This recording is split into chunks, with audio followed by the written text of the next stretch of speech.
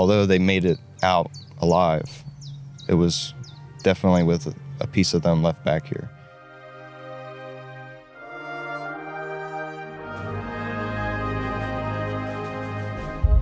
Welkom vanuit het zonnetje bij Bevrijding Toen en nu. We zitten in Groesbeek bij het Vrijheidsmuseum in Groesbeek. Mijn naam is Marcel en voor SMH 4045, het samenwerkingsverband van herinneringscentra en oorlogsmusea over de Tweede Wereldoorlog, ga ik naar 14 locaties, die 14 locaties van het samenwerkingsverband namelijk, en spreek daar met nabestaanden van de Tweede Wereldoorlog, ooggetuigen. En in dit geval een best wel bijzonder verhaal. Ik ga praten met de kleinzoon van een van onze, de mensen die ons heeft bevrijd tijdens de Tweede Wereldoorlog. En zijn kleinzoon, want hij zelf heette Stanley, zijn kleinzoon Anthony zit naast mij. En daar ga ik zo mee praten. Dat doen we dan in het Engels. Want Anthony is een Amerikaan. En daarom gaan we de rest van de aflevering in het Engels doen. Als je zit te kijken, op YouTube kun je de ondertiteling meenemen. En als je op Spotify of een van de andere podcastplatforms luistert, dan gaan we een beroep doen op je geweldige Engels. Zie het als een training. Anthony, welcome. Thank you. When did you arrive in the Netherlands? We arrived yesterday. So how's the jet lag? It was quite brutal yesterday. I spent about 48 hours a week before I finally got to get some rest. And I went to sleep and I woke up before the sun and I was good to go this morning. Your grandfather was one of our liberators. He is one of the reasons that we can sit here today in peace and remember the Second World War like we do, liberated.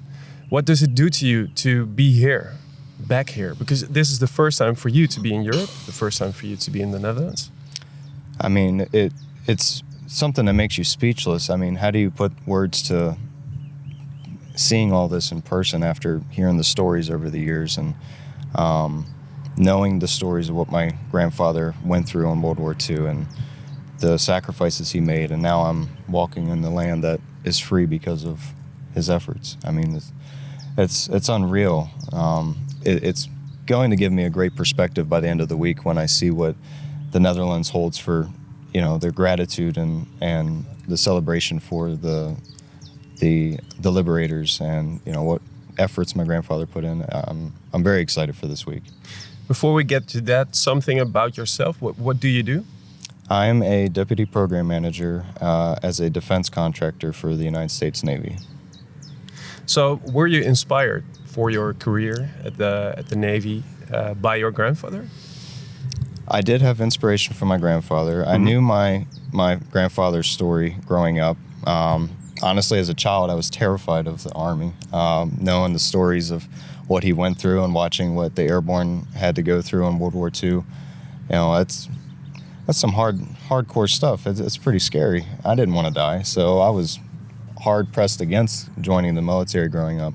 Yeah. And as I got older, I got to the point where, looking at what I want to do with my life and a career, and I gave college a try initially and decided that I wasn't ready to continue in education, but rather I would get into the workforce. And my options available at the time were really the military. And so I weighed my pros and cons with what I had to choose from between the different branches, and the Navy closely aligned with what I wanted to, go towards as far as the technical discipline. We're talking about your grandfather. His name is Stanley Anthony. Stanley Anthony Nordwall, and that's where I got my name. That's where you got your name? Now, Stanley, your grandfather passed when you were 2, so you didn't get the chance to get to meet him or get to know him at all. Correct. You had to get to know him through stories and photographs, and maybe through reading. I don't know.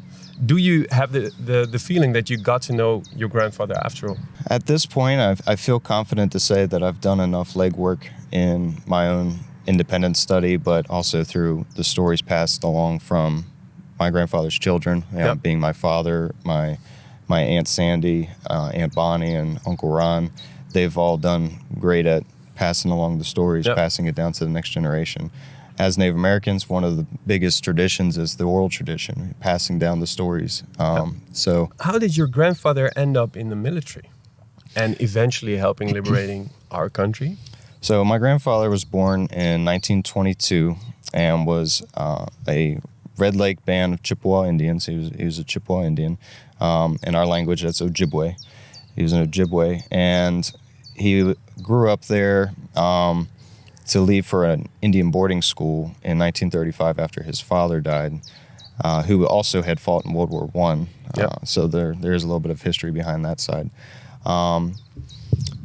He did not finish school. He went from the boarding school in Minnesota to Kansas, right? Yeah, Kansas for high school, but he didn't graduate high school. So that's how he got to the point where he left. And at that point, he traveled up to Red Lake, back to our reservation, and said goodbye to his family and headed to Camp Landing and down in Florida. In the Army, what was his function? He was a cryptographer. What does a cryptographer do? Decodes enemy transmissions. Right. So, in this function, he was intercepting German codes behind German enemy lines and passing along those codes after they were decoded to U.S. Army and Navy. Trying to puzzle out what the secret language of the enemy is. To, if there's talks about a location that particular unit of Germans was going to move to, that would be transmissions that he would be able to intercept and pass along so that we could stage an attack or, prepare for an attack if they were, discussing how they were about to hit a U.S. target. He was also a paratrooper. He was. Yeah.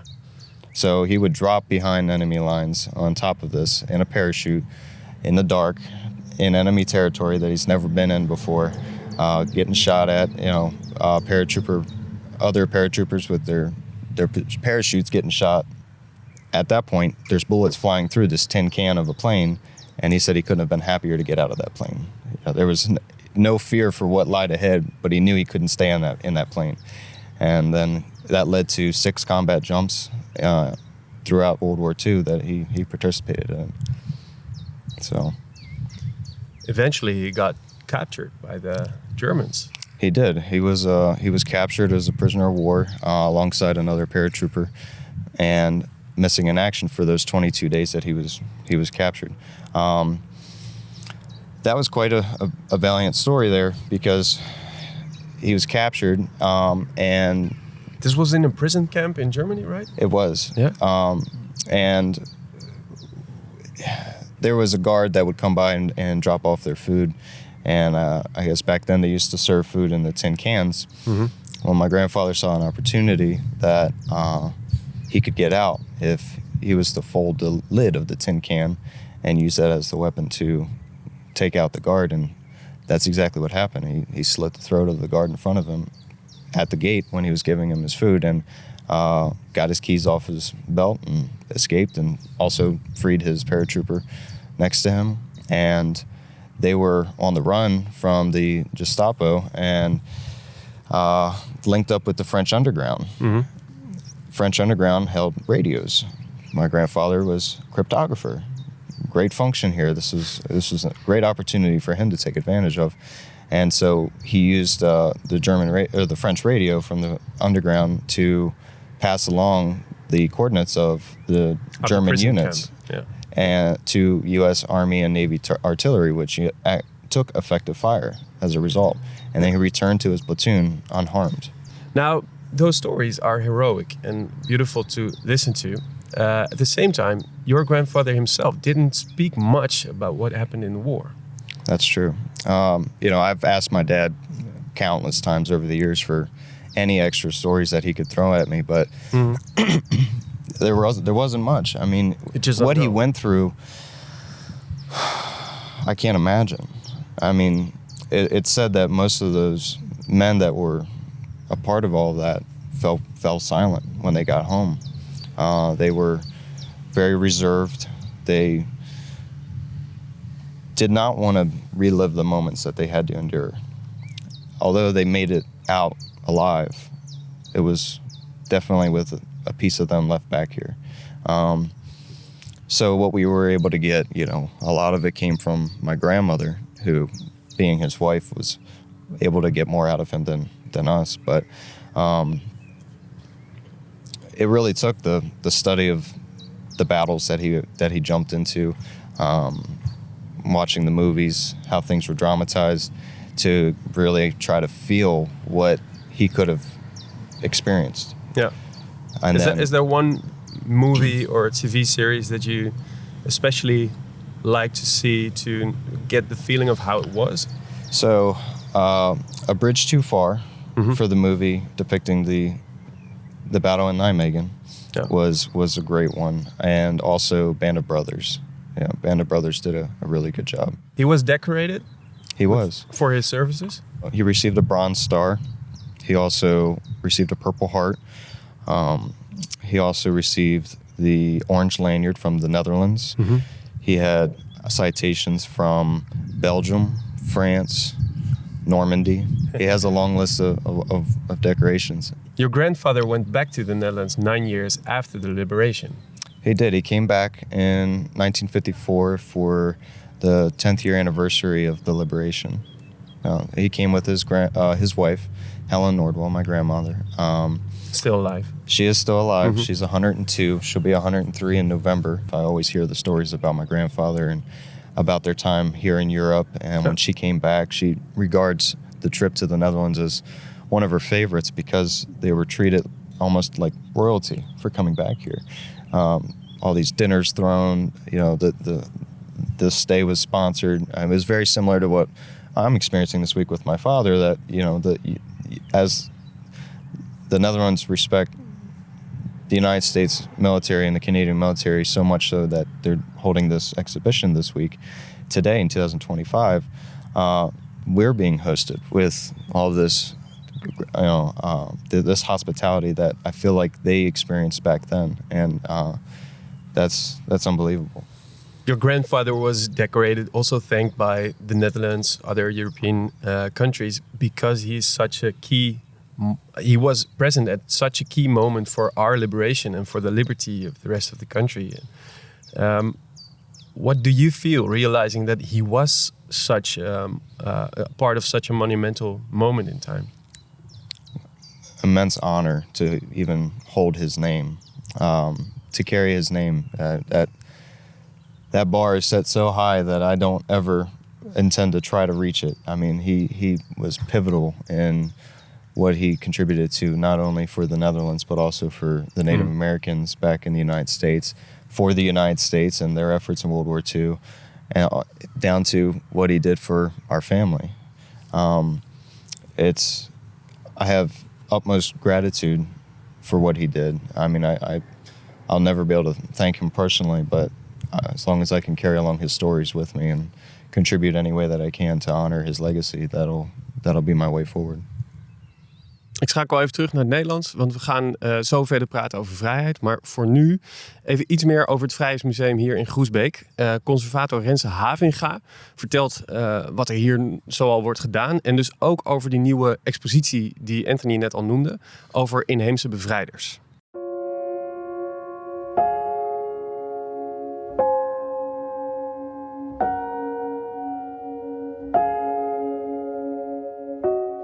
Ik ben Rense Havinga. Ik ben tentoonstellingmaker in het Vrijheidsmuseum in Groesbeek. We zijn hier in onze wisselexpositie over inheemse bevrijders.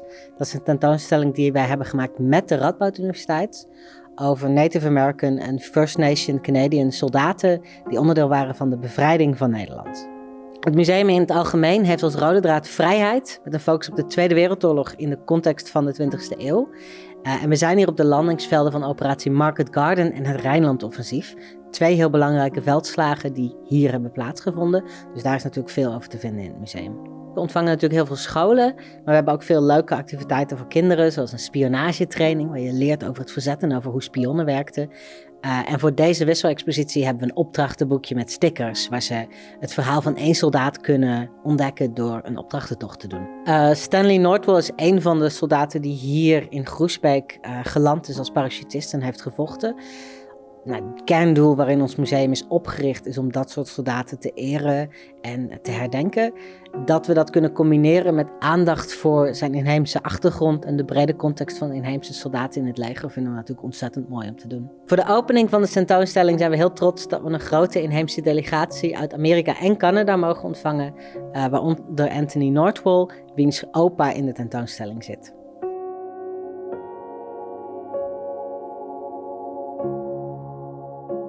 Anthony, we're still talking about your grandfather, Stanley.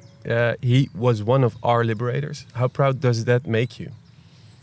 I mean, I couldn't be more proud to know these stories and know that I'm so closely tied to them because my grandfather was here and contributed to the liberation of the Netherlands. That's something I'll always have with me. I'm proud to carry that story with my family's name. I'll make sure that all the generations that follow me will know.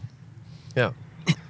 One of the big challenges is to reflect on freedom and realize how much was put at stake for that freedom, for people that weren't there 80 years ago.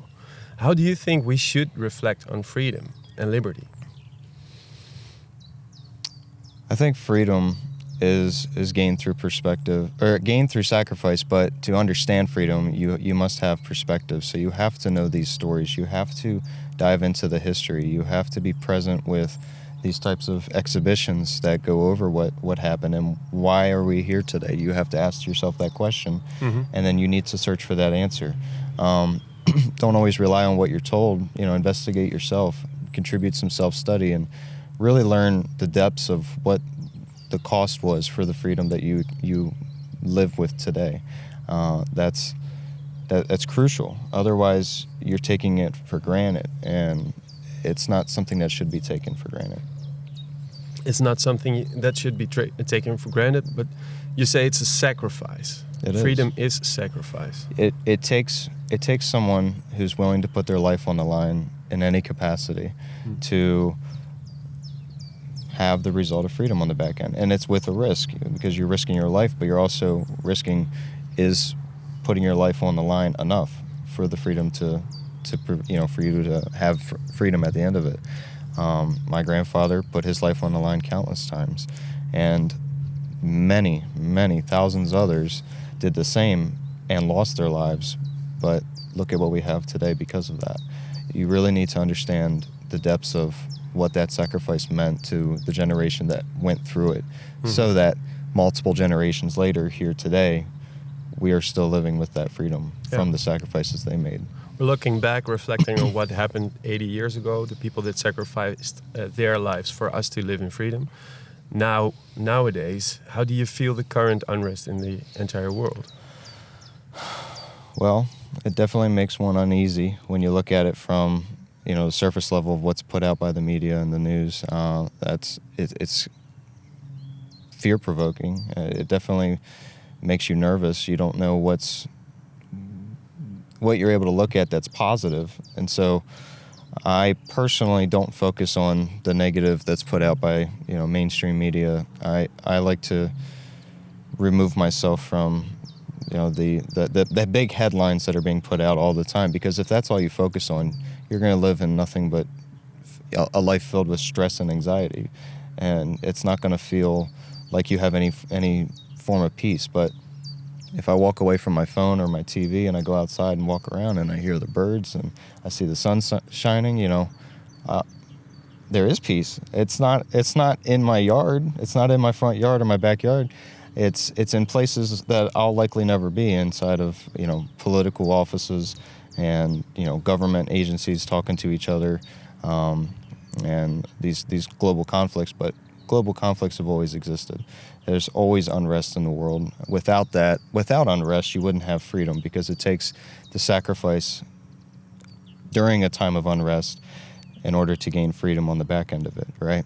So, that's what I put out today. If, we have this amount of unrest in the world today, it takes the people that are in a generation currently that can provide a sacrifice to fight through this unrest and provide continued freedom for multiple generations to come, just as our grandfathers did. Would that also be your advice for the youngest generation, dealing with anxiety because of this unrest in the world and a lot of wars, maybe fearing that it might be coming their way? Put away the phone, don't read everything that's on the news. I mean, it's good to know what's going on in the world. You do have to hear it, but don't hear it from just one source. You gotta really get a well-rounded picture. Hear it from both sides, hear it from all sides if you can. And you don't have to agree with the particular side that you're listening to, but at least hear what they're saying.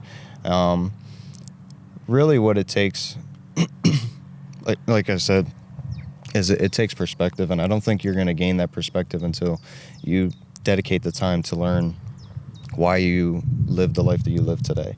Even if this life is a little bit in a time of unrest, it is significantly better than the life of someone in the 40s in Europe, right? Or even in the United States as well. Put yourself in uncomfortable situations. Put yourself out there.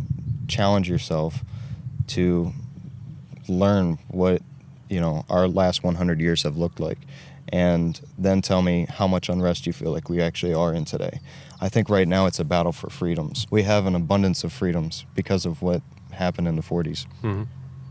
And now it's all these freedoms are at stake, but more and more freedoms are always allotted into daily life. And I think people need to step back.